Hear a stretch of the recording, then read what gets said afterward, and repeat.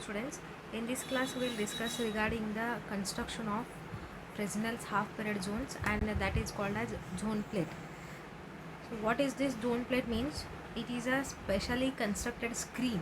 It is a screen such that light is obstructed from every alternate zone. In the Fresnel's half period zones, first half period zone, second half period zone, third, like this number of half period zones will be there.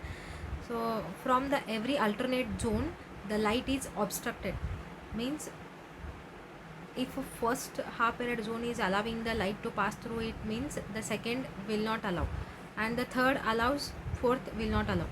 So like this, light is obstructed from every alternate zone. It can be designed so as to cut off light due to even number of zones or that due to odd number of zones. It is designed such that either odd number of zones will cut off the light or even number of zones will cut off the light, and that we call as zone plate. Once again I will repeat, a zone plate is a specially constructed screen such that light is obstructed from every alternate zone. It can be designed so as to cut off light due to odd number of zones or due to even number of zones. Here odd number of zones will cut off, or else even number of zones will cut off the light. Like that the design of this zone plate will be there. So now we'll study how to construct this zone plate. To construct this zone plate, take a white paper and draw the concentric circle, means the center of all the circles should be 1. Like that draw the number of circles, concentric circles. And in the previous class I have told that these Fresnel's half period zones, their radii value of this Fresnel half period zone already that has been calculated. So that r is equal to square root of Rn is equal to, for the nth half period zone, Rn is equal to square root of this n b lambda. If first half period zone, if you want to calculate, means that becomes r1, that is the radius of the first half period zone, is equal to square root of 1 b lambda, that is nothing but root b lambda. Next, radius of the second half period zone, r2, is equal to square root of this 2 b lambda, provided b and lambda are constant. B is the distance from the central point O to the screen, center of the screen, and lambda is the wavelength of light used. So here the radius of Fresnel half period zones, these are going to vary as square root of the natural number. So here take the white paper and draw the concentric circles such that their radii are proportional to square root of the natural number. And here the odd number of zones are there, means first, third and fifth, etc. odd number of zones. These we are going to cover with the black ink. On the white sheet, number of concentric circles are there. Odd number of zones we are going to cover with the black ink. And then a reduced photograph of this white paper is taken, means negative of the white paper is developed. In the negative of the white paper, exactly opposite we are going to get, means odd number of zones. In the white paper, odd number of zones we are covered with the black ink, means in the developed negative the odd number will be transparent and the even number zones are there, they are opaque to the light. So in the diagram, see, the diagram B is there, that represents on white paper we have to draw the concentric circles like this, and their radii should be equal to square root of the natural number.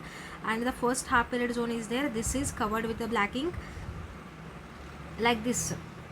Odd number of zones we are going to cover, this is central point, this is first, this is covered, and next this is even number of zones, this is like that only, and then third is there, so this is also covered like this. Odd number of zones were covered with the ink, and the negative of this diagram B is developed.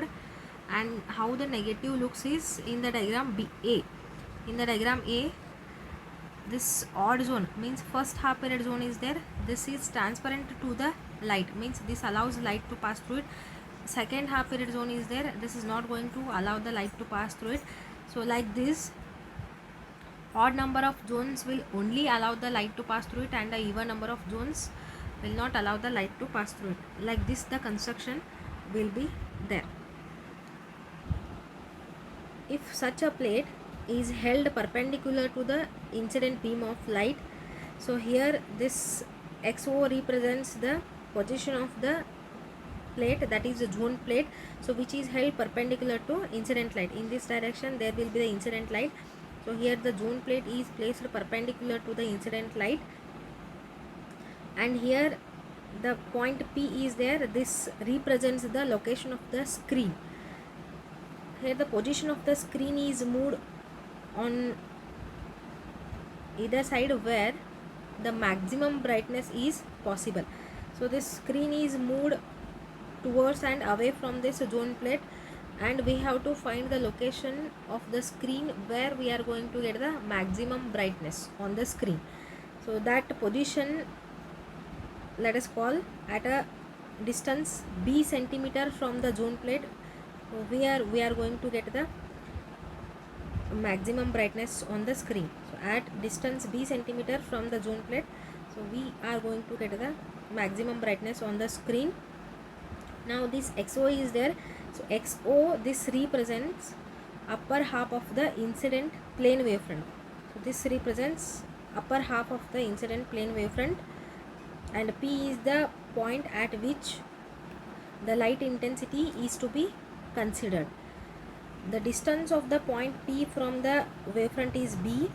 So now this OM1, distance OM1 becomes, this is the center of this zone plate, OM1 becomes equal to radius of the first half period zone, and this distance OM2, that becomes radius of the second half period zone, and this continues.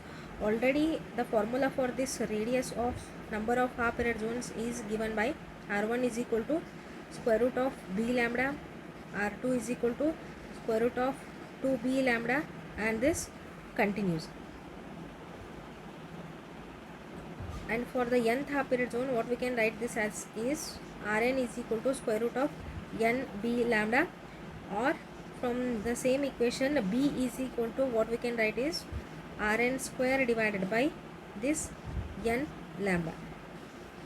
The formula for the b is equal to Rn square divided by n lambda. Here the design of the zone plate is such that even number of zones cut off the light and only odd number of zones will allow the light. Hence the resultant amplitude at point P, so what I can write is resultant amplitude at point P A is equal to the amplitude that is coming from the first half period zone, let us denote that as M1. So M1 will be there. Then the amplitude that is coming from the second half period zone, that will be 0 because even number of zones are blocked. So here M2 term becomes 0. Next M3 will be there, plus M5 will be there, so on, plus Mn, where n is odd. Only odd number of zones are contributing to the intensity at point P. Like that the zone plate construction will be there. Only odd terms amplitude will be there. So now the distance B, that represents the focal point, because there we are going to get the clear image, means B I can denote as F, that is the focal point. So this can be written as Rn square divided by n lambda. Instead of monochromatic light, if composite light if you are using, means different colors are brought to focus at different points on the screen. So now this zone plate, this is similar to that of convex lens. Why? Because the different colors are brought to focus at different points on the screen, because this focal length, this depends on the wavelength of light used. If number of wavelengths are there, means number of focal points will be there for those colors that are present in the light used. So this is regarding the zone plate. This is important from the exam point of view.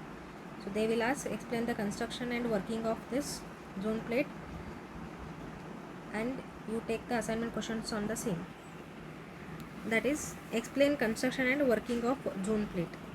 Thank you.